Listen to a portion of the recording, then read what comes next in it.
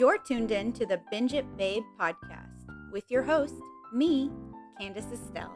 All right, babes, let's get binging. Hey, hi, hello, and how are you, babes? It's time for our final, for now, 911 Lone Star episode. Now, keep in mind, like I said, I do try to only binge stuff that's off the air, and I definitely thought this show had ended when I started watching it.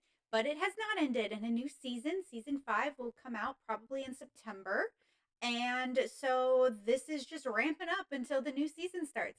Now we're at season 4, and there's a wedding in season 4. So I got myself some cake, which I'm actually super, super excited to eat because it's cake. This is a strawberry red velvet cake. And now strawberry and raspberry cakes are my favorite go-tos.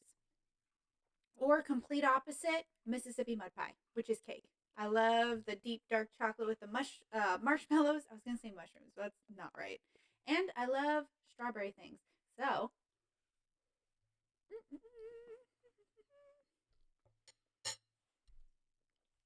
yeah, that's really good. Okay, there's no cake in my mouth or my teeth.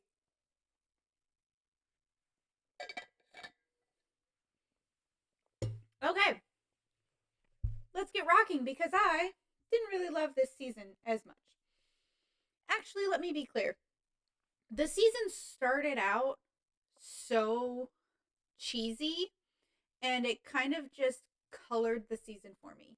So this season we get a new kind of new cast member. Like I don't know if he's going to be continual, but Tommy starts dating the church's new pastor, but she meets him in the first episode when he's at a carnival with his daughter. It's a ridiculous episode. He's at a carnival with his daughter and he looks up and frogs are raining from the sky and he swallows one and gets a literal frog in his throat. Did I pause long enough for you guys to just he gets a frog in his throat. And she has to save him because he's choking. It's absolutely ridiculous. It kind of made me mad because it was so cheesy. Like, cheesy stuff happens in this show. Cheesy stuff happens in a lot of shows. But for some reason, this was just where I was like, oh, I'm trying so hard to suspend my disbelief, but my God. And your God. Because you a pastor and this is embarrassing. Anyway, there's also at one point like a porta potty that up and flies off with a guy in it and he almost drowns. And the whole time I was just like, huh, he's drowning in that blue poo water. It's awful. Here's the thing with me touching my face so much. Just in case you're watching and you think that I look crazy or, like this is not a good look. Every single time before I start the episode, I tell my pets, like, I love you, be quiet, be good, I treat them like they understand me. I think they do. And I pick them up and I give them all loves and kisses. So immediately I get some sort of pet hair on me. And then I feel it and I just, I'm not weird. Well, I'm not tweaking. Okay. It's just that there is like probably cat hair on my face. Okay. So I found that really ridiculous. I'm just going to go through this season basically as fast as I can. I'll give some details, but for the most part, it's going to be vague. I'll probably miss some stuff, but it's just like a season to me. And there are some big things that happen where I was livid that they happened, just like when Gwen died in last season. I was livid. Okay. So Owen also has a motorcycle now, and now he's riding around on a motorcycle, and he's joined a motorcycle club that end up being neo-Nazis. That's really on the head. And then the cop that he had a problem with in the last season, Sergeant O'Brien, ends up being there. He's who started the motorcycle gang, but he's not a neo-Nazi. And then maybe he is, and they have to like bust up this motorcycle gang neo-Nazi ring, and his nephew might have gotten into it, and that's why he's there trying to deal with it. And the FBI is there, and the FBI like has a wire on Owen, and Sergeant O'Brien is trying to help, but also the FBI is like getting in the way, and then the FBI gets blown up at one point. It's a lot of chaos and commotion for the fact that this show is supposed to be about firefighters and first responders. Like, come on. All of a sudden now we've got an FBI undercover operative dealing with neo-Nazis and terrorism. like national terrorism, you know? What? It's just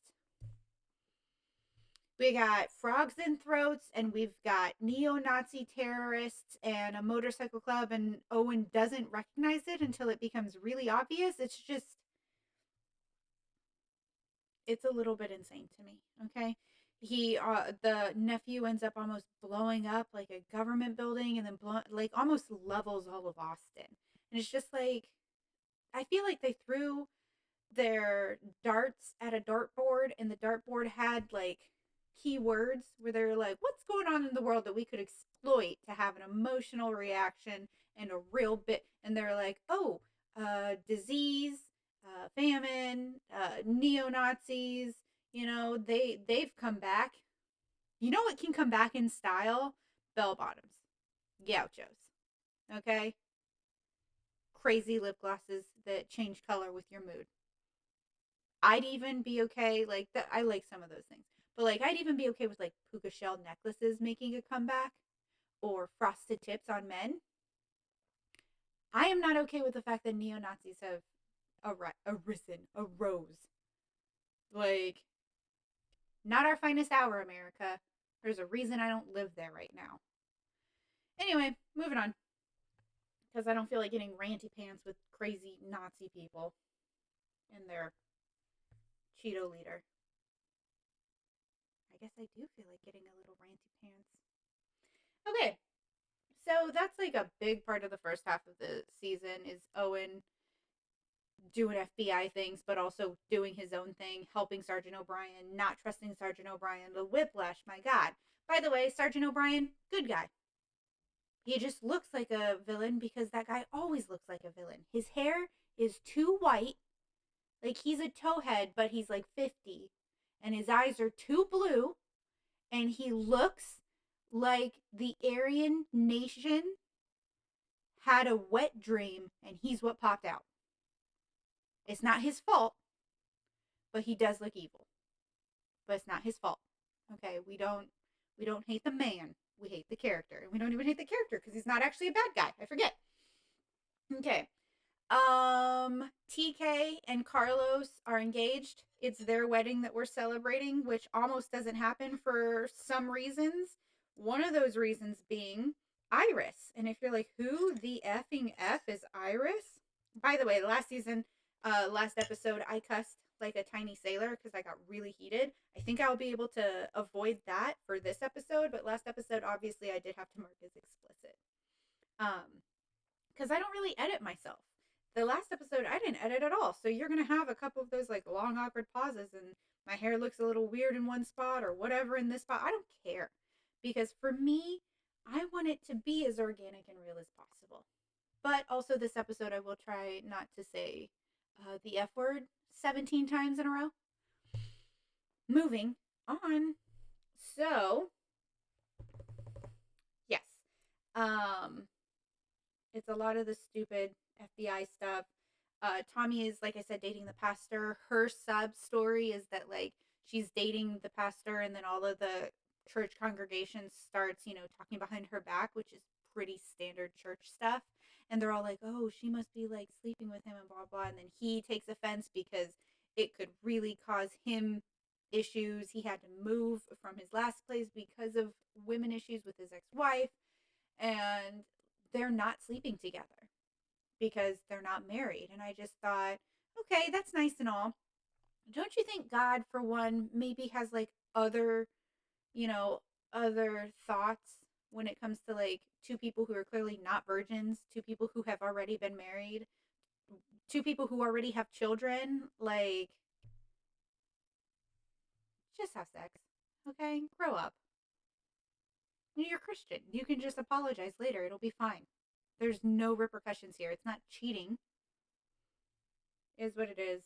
I just think that that's a little, like, there's no way that God is sitting there and he's like, Did you do that thing that I biologically made you want to do, that you've already done before, that you have enjoyed? Did you do that again? What? Come on. Okay, so Iris is back. I think I started saying that and then I got distracted and now I'm back. Okay, Iris is back. If you don't remember who Iris Blake is, she is Michelle's sister who was missing for most of the first season. And then we find out that she is schizophrenic and has been living under the bridge as a homeless person. Well, now we get more backstory for Carlos, and that Carlos is actually married to Iris. Yeah, Carlos, who's gay, is married to Iris. They were best friends in high school, a couple years apart, and they got married and then just never got divorced because Iris went missing for a lot of years and Carlos had never had someone significant. And Carlos didn't tell TK, which weird choice, dude. And Iris is now working as like a doctor in some way. She was already trained for the medical field, and she's working as a doctor to help other homeless people with mental illness. And she's on her meds, so she's, straight and skinny. She's doing really good. And Carlos is like, look, we have to tell her because she has to give us the divorce. Oh, and by the way, this whole season has to happen within 2 months because that's when the wedding venue is going to be available. Let's just add that to the pressure cooker. So they're like, okay, we have to get married in the next 2 months because that's when the venue's going to be available, and you can only get a divorce at the quickest is 30 days, so she has to agree immediately, blah blah blah. I'm worried she's going to take it bad. She's had a hard time. I was her best friend. I should have reached out before. It's a lot of stupid drama that just shouldn't exist, especially since I feel like they should have just gotten it annulled, you know? Or when she was missing for 3 years, maybe that's you're not married at that point, you can file for things. Just whatever. Um that's how sitcoms work, or TV shows, especially dramas, not even a sitcom, but dramas where they're just like, how can we make this the most dramatic? I guess that makes sense. It makes sense, but it's also kind of annoying to me because it's not very practical or logical, in my opinion. But then again, this is the same show that their opening was a man choking on a frog that came out of the sky. He got a frog in his throat. I would find it funny if I hadn't found it so freaking annoying. Because I immediately was like, oh, this is the last season for sure. Like, the writers must have changed something because what? Okay. So the boys, TK and Carlos, have dinner with Iris, and they're like, well, we're going to get married. And then, of course, there's this little, like, cliffhanger because she's like, well, no, that's not right. He shouldn't get to be your second husband. He should get to be your first. Oh, what? She's understanding and agrees. Of course she is. She knew you were gay, man. She hasn't seen you for years. Um, so we should just get it annulled instead. And but I want to make sure that you're actually good enough for Carlos. So until I know that, I'm not going to sign the papers because, haha. What? For one, that's not how people with mental illness necessarily act. For two, just what? Okay. So then TK goes and talks to her at work the next day to just be like, hey, it's really important to me. Like, please. And she's like, you know what? Yeah, of course. I knew that you're right for him. I knew it as soon as I thought, yeah, you guys are perfect. And you're just like, okay, great. Very positive. And then Iris goes missing. And they're like, oh, you set her off. And then Carlos gets really pissed at TK because he was like, you shouldn't have talked to her. I told you she was sensitive. I knew that this would be a problem. And you went and you bullied her so that you could get your special day. And it's like, okay, why did you turn on him so quickly? It's not his fault.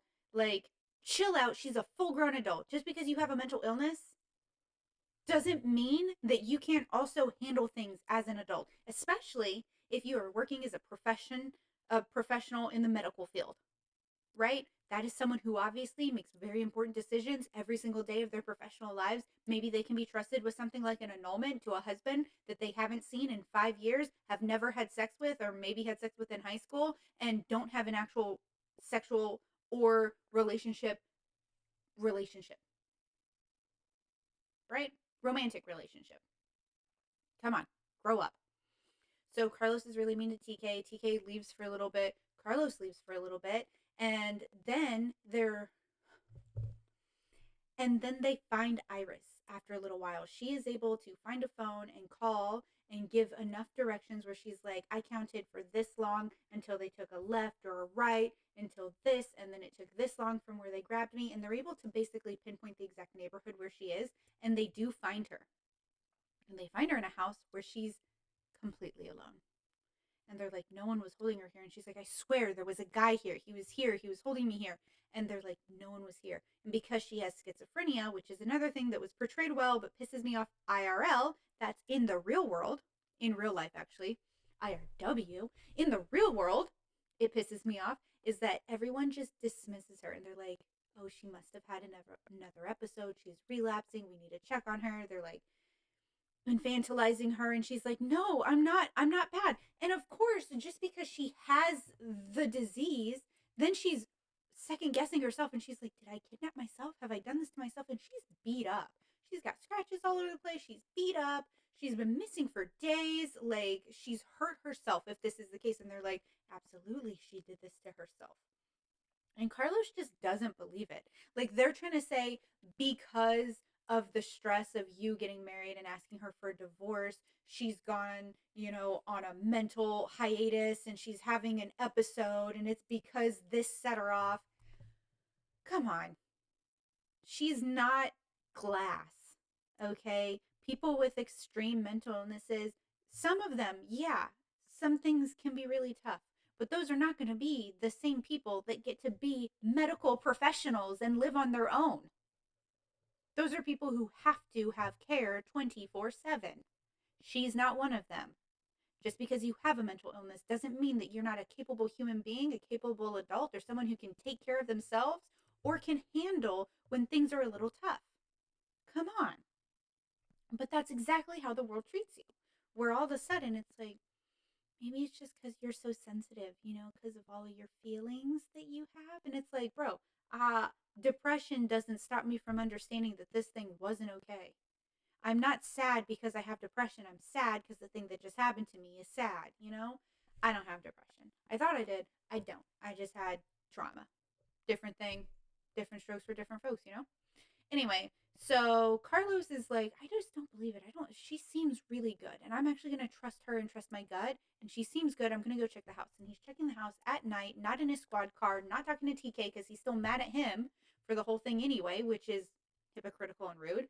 And then, bada bing, bada boom, Carlos finds a little tunnel the in the house, in the closet that's in the room that she was in, that was like totally covered. He couldn't, like, you could not see it very easy. And that's why the drones that were like looking in the neighborhood, nobody saw anyone leave because they went through this tunnel. And Carlos goes through the tunnel, and as soon as he pops up, he gets hit on the head with a shovel because he pops up in some other house and gets hit on the head with a shovel. He wakes up, he's in some older lady's house, and apparently it's her son who's been kidnapping and killing brunette women. And there's like a girl dead in the kitchen pantry when she opens the door, and the mom is completely lost it.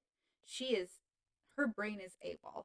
So she's just like, everything is fine, everything's okay, but she like still has him handcuffed.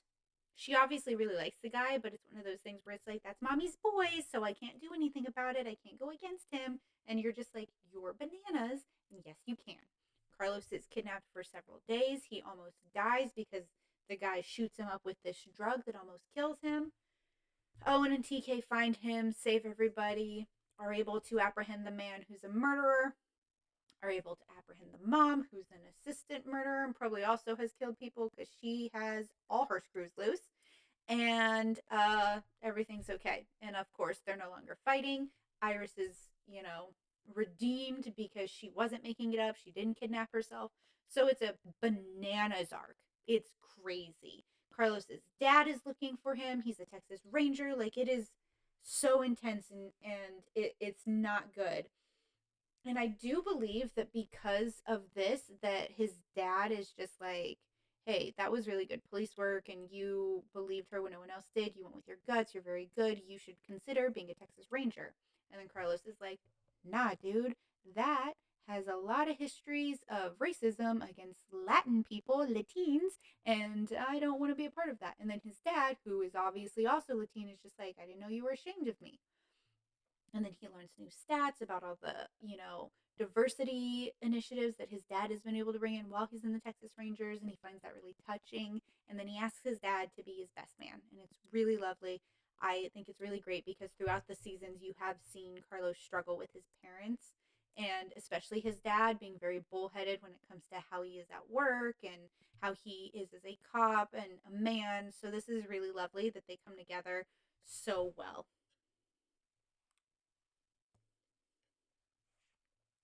We also have a little B footage there, which is that Owen is being really controlling with the wedding and trying to do everything. And the boys are just like, hey, it's our wedding. And he's like, I just want to help. Just that overbearing parent that's like excited and doesn't realize that they're overstepping and that it's too much. Um, and then we have a B story for Marjan, and that is that in like the third episode, they rescue a woman who was in a mobile home when someone tries to steal it. We find out that the person trying to steal it is her ex husband. And Marjan has to go through like the skylight to get into it because it's on the highway. The guy won't stop to try to get her out, and the mobile home is like gonna fall apart. It's dinner time. Okay, the mobile home is going to fall apart, and so it's shaking and rattling. Marjan's like, come on, come on. And she's like, I'm not going to leave. This is my house. And if I leave, he gets it. And I want it in the divorce. And she's like going insane. And and the team is like, Marjan, get out of the house. You're going to get hurt.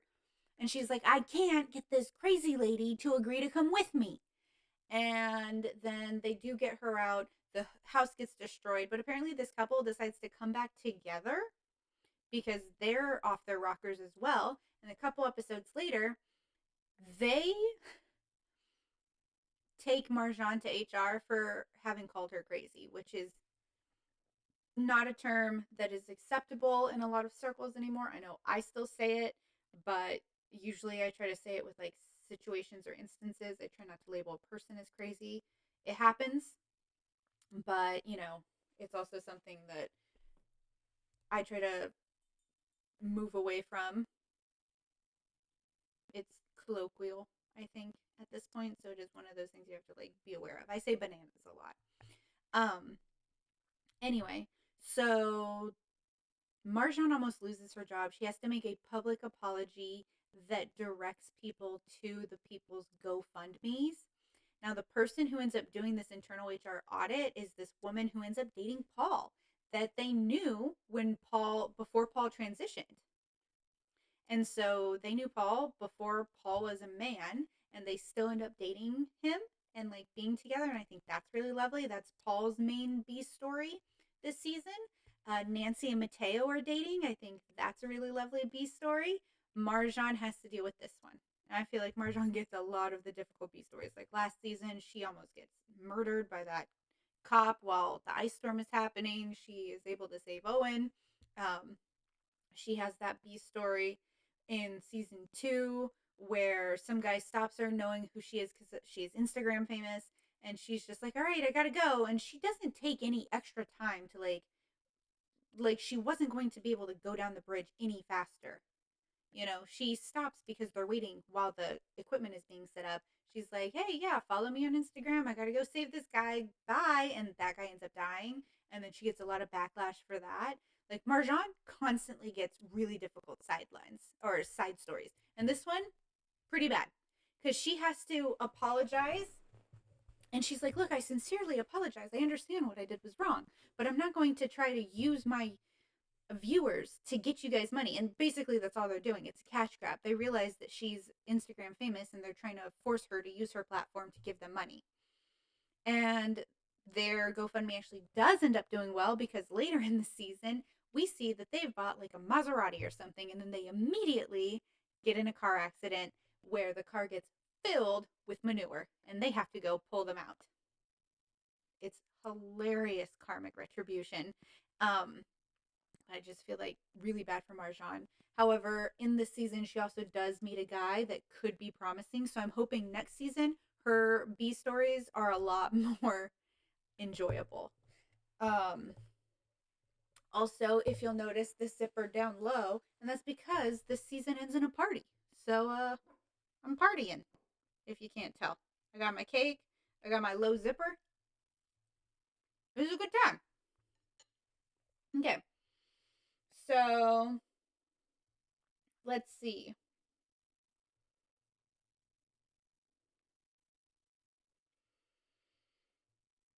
Oh, Tommy is dating that pastor. The daughter is a little monster. Doesn't want her dating uh her dad. So behind his back, she's constantly doing stuff. And Tommy is a perfect match for her. And they're like going back and forth. I really enjoy that B story. It's a little bit cheesy and overdone, but it's pretty funny. And I really like the pastor for Tommy. He is played by, I want to say his name's like DB something. It's a Menadil from Lucifer. So I loved getting to see him in something else. DB Woodside? Yeah, I think so. So it was really great seeing him. I think it's really funny that he continues to have like this incredibly pious, you know, character. I think it's probably just because he's so tall and he's got like good skin. He's got that deep voice that I don't know, just elicits a pious feeling. I think he's close to God. We feel that. I think I've also seen him play a demon in something else, and I thought it was freaking hilarious because I was like, "Come on, he goes from an angel to a priest to a demon. What is he doing here?" But I have no idea. So that one's a little bit funny, like her and this kid going back and forth. And then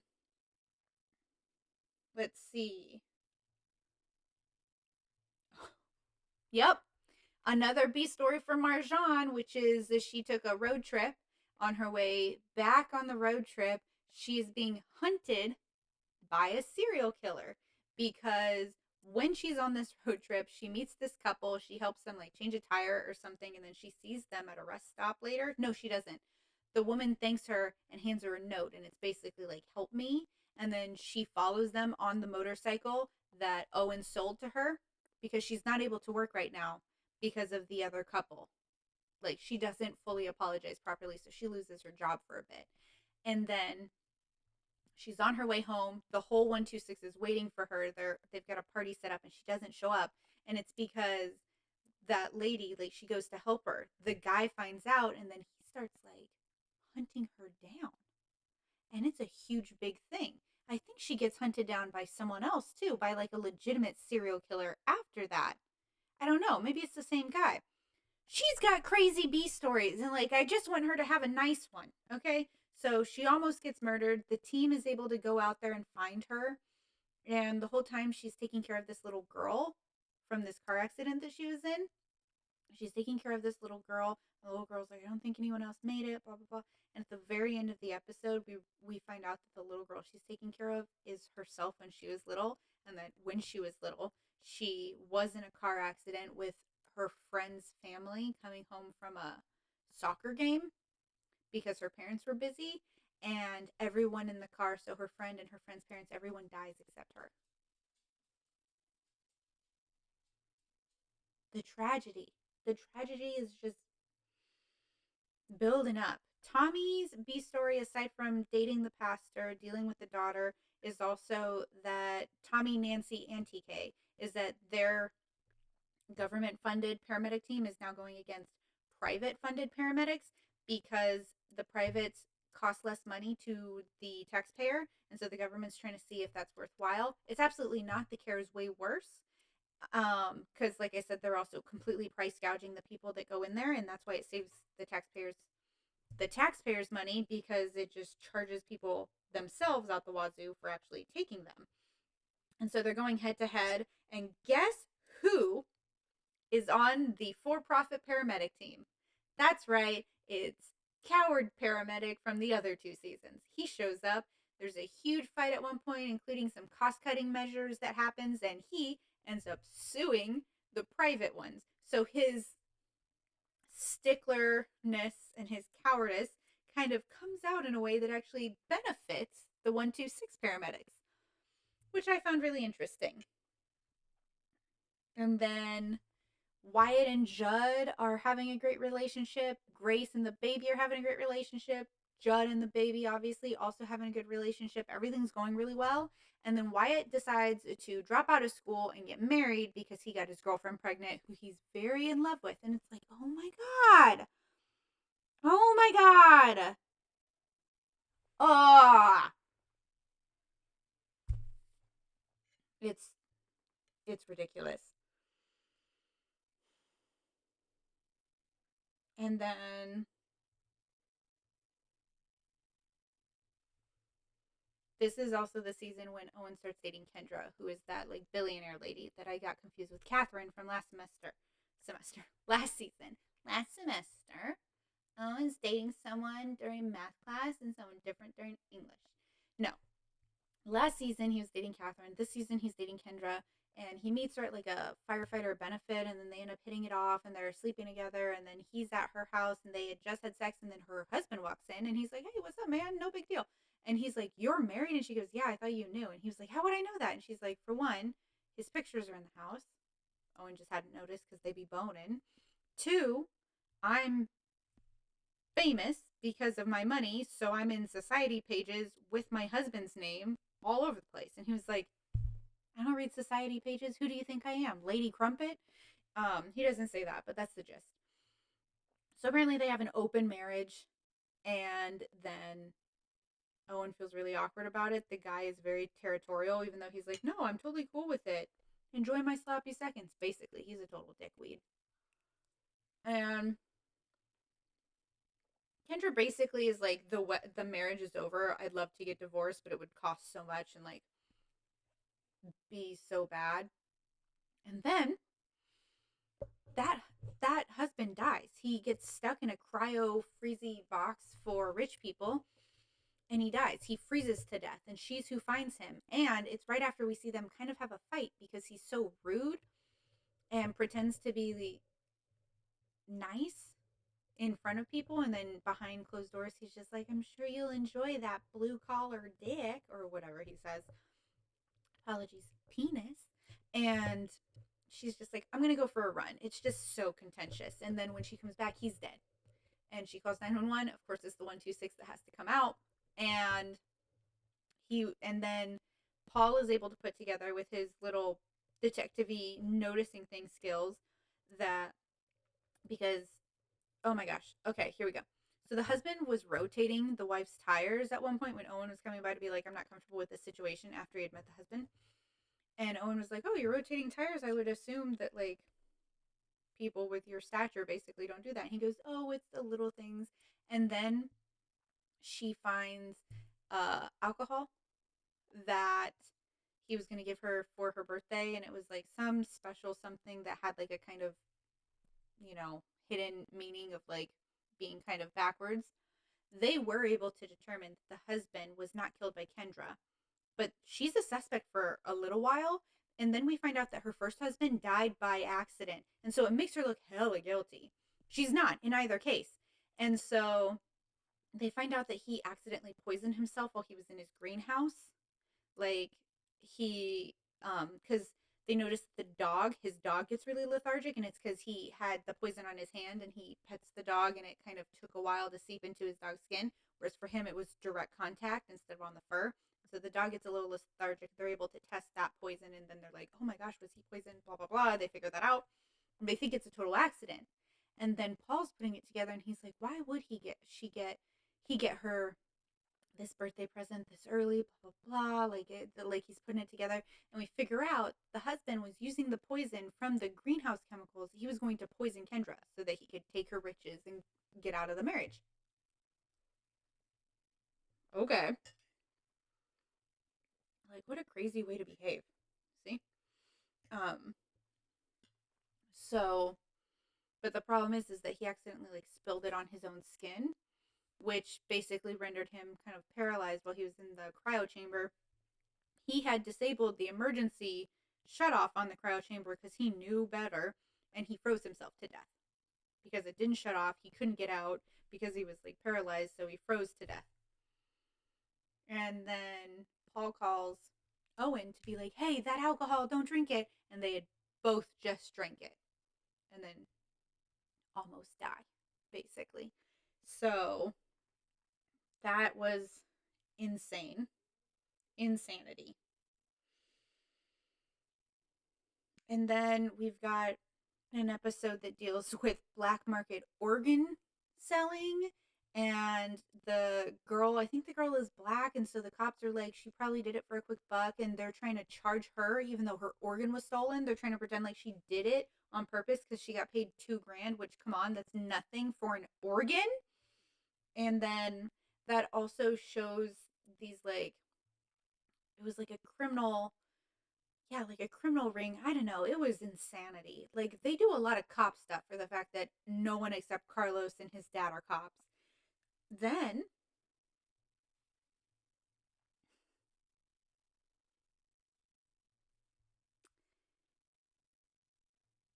then Owen's brother comes into town, and they find out that he has a genetic disorder.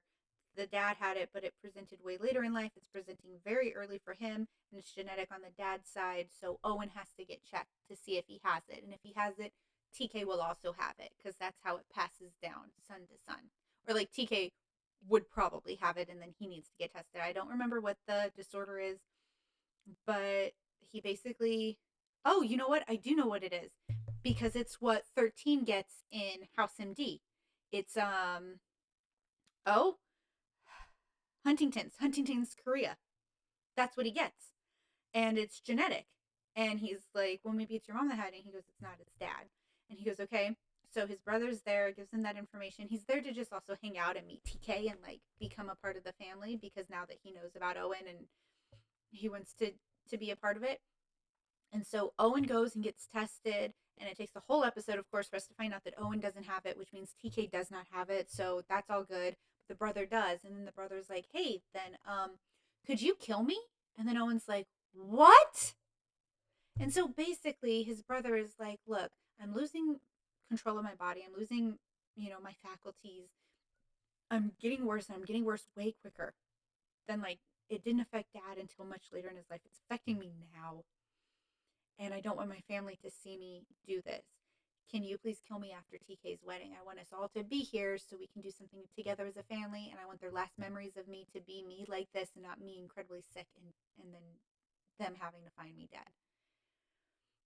And Owen struggles with that for the rest of the season, which is only a couple more episodes. But just so you know, at the very end of the season, he, like, nods over at Rob, and he's just like, yeah. And so, yeah, he's going to euthanize him for him.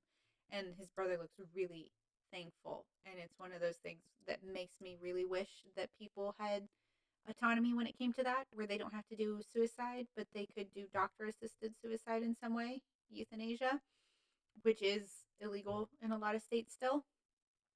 It's tricky though, right? Because it's mental state and it's everything. It's a lot. But I do understand it. So Owen is going to have to do that. That hasn't happened yet, but he has already agreed to it. So we'll see how they handle that in season 5. Also, something that happens towards the end of the season is, like I told you, Carlos has made his dad his best man, so they're finally all put together and safe. And then his dad is trying on his tux in their house. They had just come home from, like, the rehearsal dinner or something special like that. And his dad opens the front door and gets gunned down and killed. What? This show is traumatic. Okay? Literally days before the wedding, his dad is killed, and Carlos isn't sure he wants to get married anymore. Not at this point. He's grieving. They're thinking about completely putting the whole thing off. They do put it off. It comes back on, obviously. But, like, what the hell? Also, then Carlos is, like, looking through his dad's stuff, and he finds this, like, cop stuff, and he realizes that his dad has been doing undercover work, and that he was saying that the Texas Rangers are spoiled. Like, there's bad eggs from the inside. He's trying to figure that out, and if he ever comes up missing, that's probably who did it. They do figure out in the long run that he was bringing down a ring of really bad people and probably drugs, I think. They are who killed him, but it's not the Texas Rangers because that video was a VHS from literally 20 years beforehand.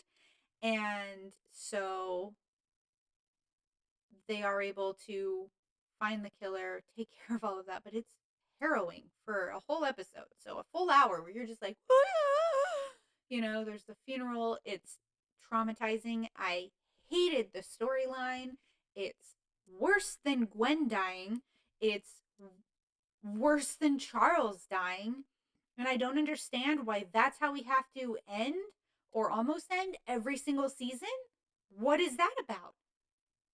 What is that about? I'm not happy with it, okay? It's upsetting. Um it's so upsetting. But basically Carlos is able to solve his dad's last case and they do get married and I don't know. It's one of the reasons where I was just like, at this point, I was like, absolutely not. I'm so upset. Owen just gets his brother, has to kill him. Iris gets kidnapped. Carlos gets kidnapped, almost dies. You know, Carlos's dad dies right before the wedding. And it's just like, this is too much. This is not a normal amount of bad things to happen to this amount of people. I've never seen Grey's Anatomy, but I feel like that's what I've heard, that it's like this. Just this straight up chaos. And then I'm not done yet because something else bad happens to Judd, because of course everybody's got to have something bad happening to them.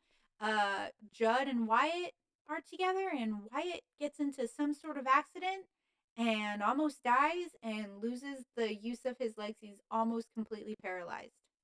He's um So Wyatt gets his girlfriend pregnant, and he decides that he wants to be a firefighter like his dad, and Judd doesn't want him to be. And he's like, no, I want to do it. So then Judd is trying to train him, and he's running, and I don't know what happened. I don't remember. Did he gets shot or he gets hit by a car? There's some sort of accident that happens, and it basically paralyzes him, and he's gonna have to take forever to learn how to walk again, to be able to use any of his motor skills. He can barely, like, he's moving slower than the baby in terms of like moving things around, and he's miserable. And Judd is just like, I can't leave him like that, Grace. I can't let him go sit in a care home where he's miserable and he can't blah blah blah. And so Judd takes a leave of absence from work and has the house worked on a little bit so that it's friendly for Wyatt, and brings Wyatt in so that he can be Wyatt's care, his nurse, and do everything that he needs for Wyatt. And Wyatt is angry, obviously, that everything just happened. He's angry at the end of the season, but he's like, I just want to die. And Judd is like, you got a kid on the way. You can't, like, I'm here for you. And he's like, I don't even know you. Like, there's that anger. It's so freaking traumatizing. It all of these really scary things happen like back to back to back in the latter half of the season. The first half of the season is incredibly freaking cheesy, and we're dealing with the FBI neo-Nazi BS and the frogs in their throats. And then the second half, we lose major, side characters. A child, basically, because Wyatt's like 18, a child basically gets paralyzed, could be permanent, could not, who knows. Judd leaves the firehouse to take care of him, and Carlos's dad dies. Like, Marjan almost dies. We get some B story from Mateo's background, which is that his cousin like kept him out of jail when he was younger, and since then has had a record, so he's had a hard life, and then he ends up dead because Mateo bails him out of jail, and he gets in a car accident and dies. It's like, Jesus. Need a drink after this show. I don't really drink, but like, I think I legitimately took a nap after I finished season 4, because it was cheesy in a lot of areas, like the Mateo storyline with it being like a sitcom. I hated it. I freaking hated it. But the actual storyline itself, heartbreaking. It's a rough season, okay? If you've already been watching the show, you're invested, you're in. If you haven't been, weird place to start in the podcast, but also just, it's rough, man. It's freaking hard to deal with. Yeah, and then TK and Carlos get married, so it's kind of ending on a positive note, but you're so freaking traumatized by the end that you're just kind of sitting there and you're like,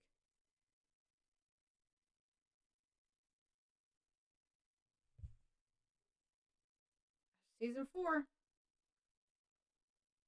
traumatizing. Okay, well, I'm going to eat the rest of this cake, babes, and I'm done talking about season 4. I'm moving on from this in my life because it was very difficult to listen to, watch, and then recap. So I hope that you guys are at the very least entertained. If this is a show that you're interested in or you want to be able to talk to people about, but you don't want to watch it, what a perfect podcast to be listening to, because I do spoil a lot of things. You'll be caught up enough without actually having to experience some of the stuff because it is hard to deal with. I also can't wait for season 5. I'm very excited. Traumatized, but excited. You know? It's like when you're in a roller coaster and but basically you're just always at that point where you're like, I'm gonna drop at some point, right? I'm gonna I'll drop. And then it's like that stomach feeling. Ugh. Okay. Later, skaters. Goodbye, babes. Until next week. Frere Jacques.